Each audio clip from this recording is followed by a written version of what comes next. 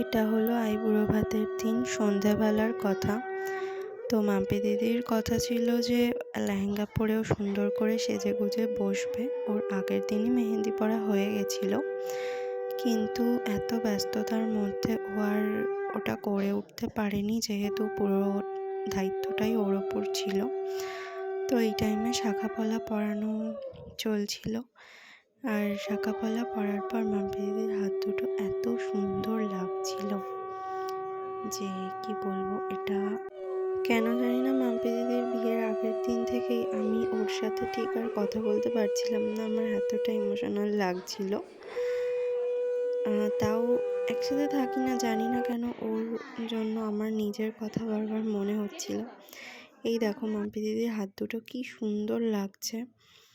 তো এটা হলো পরের দিন সকালে গায়ে হলুদের। আমার গায়ে হলুদের কোনো ভিডিও নেই, কারণ আমার শরীরটা খুব খারাপ ছিল, যাওয়া হয়ে ওঠেনি।